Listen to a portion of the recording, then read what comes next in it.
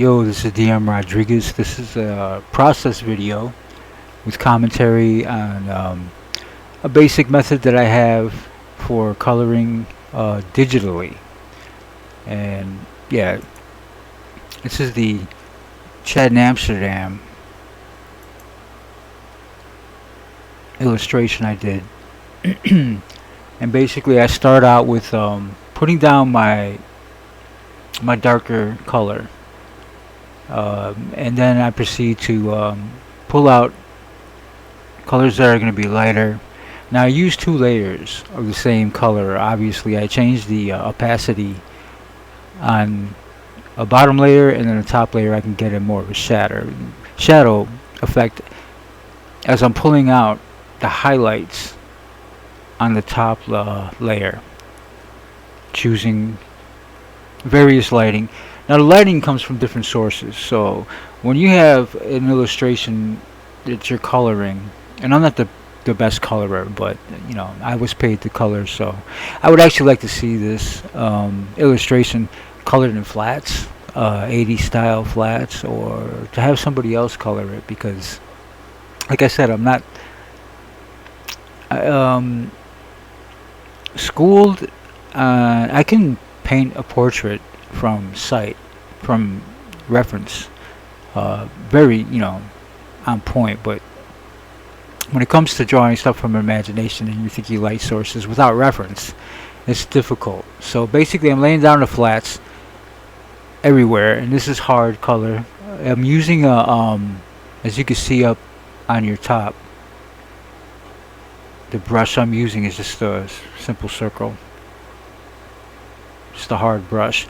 And I'm blotting in the colors first. I lay down the skin colors first, and then the various background colors as far as coloring. That's after I lay down the shadow work.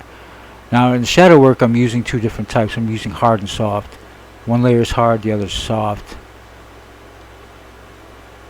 because I think both of them exist. Yeah, in the natural world. I mentioned before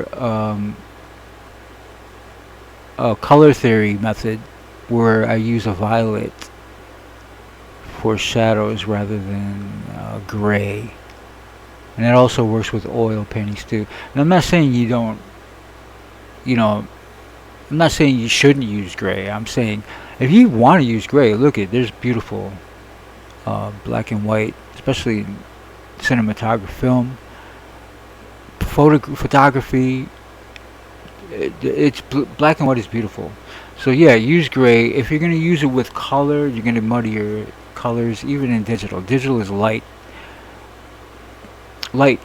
as opposed to pigment, and that's why I love oil. Oil paintings, they lend themselves better to light than they do to pigmentation. So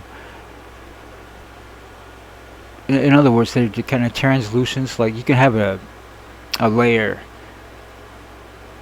on Photoshop that you can change the opacity and the instance, I guess is what it's called, um, to change the opacity and affect the bottom colors. This is what I'm doing all over the place.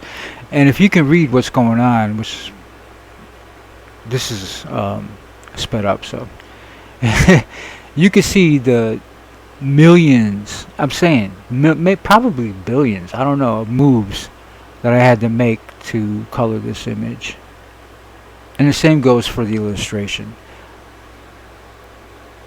There are millions of lines, billions of marks that are made to create a piece like this.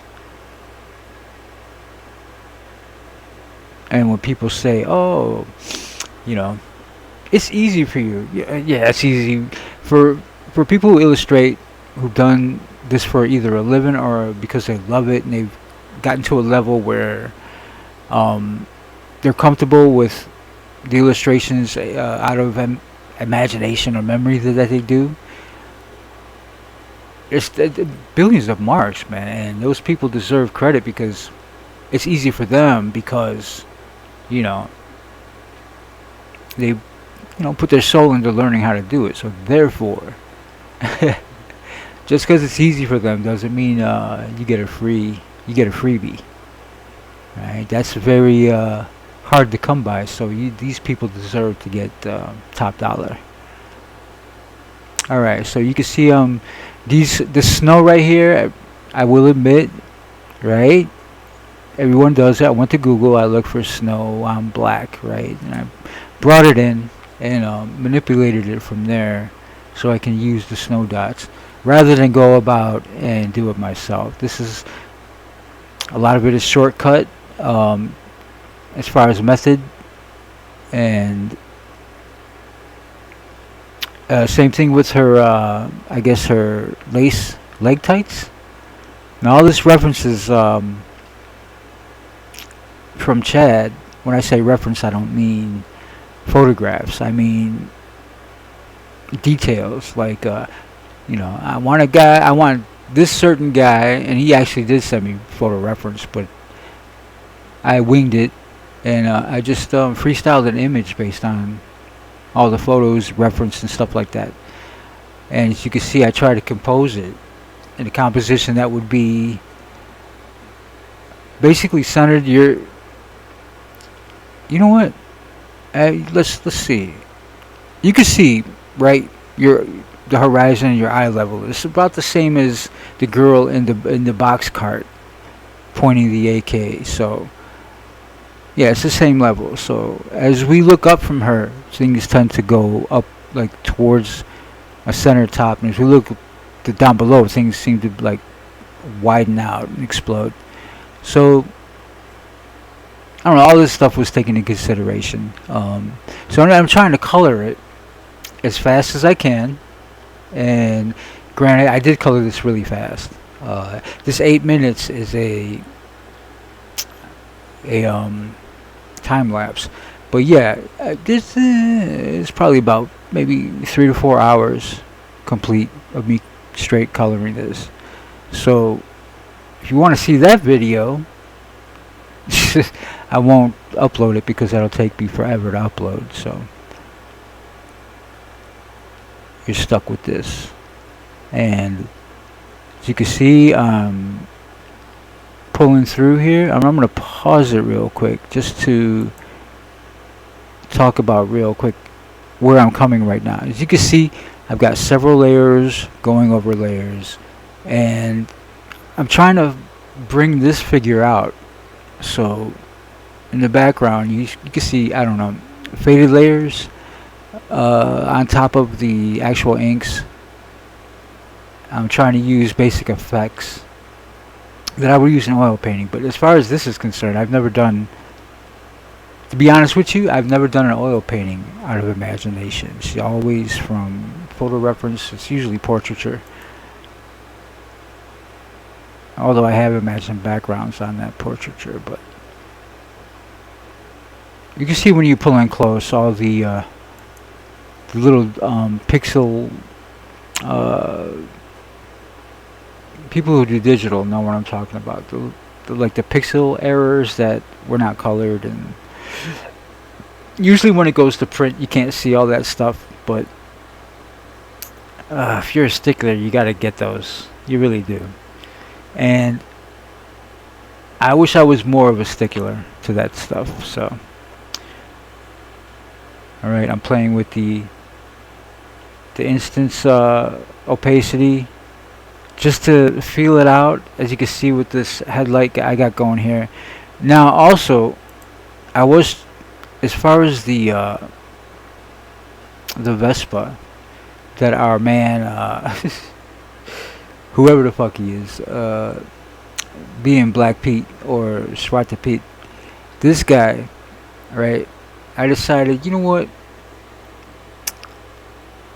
let's draw Swarte Pete as a wild man, because he's just an idiot. He's a fool, right? Doesn't realize what a dumbass he is. You could tell. Look at him. He's got a torch. He's got a wild. He's about to, you know. If you were to look off this page, he's probably about to slam into somebody's chimney, right? So he's done. I should have put some booze coming out the back of his pocket, because you can't be sober. You can't be sober to do some shit like this. So, especially with all the history involved. Anyways, I was trying to figure out the color of this Vespa, and I'm playing with opacities and instances on the layer, multiply and overlay and everything.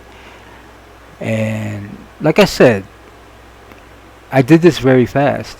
Um, so I didn't necessarily take into consideration a million things, right? If there are a million marks or over a million marks on this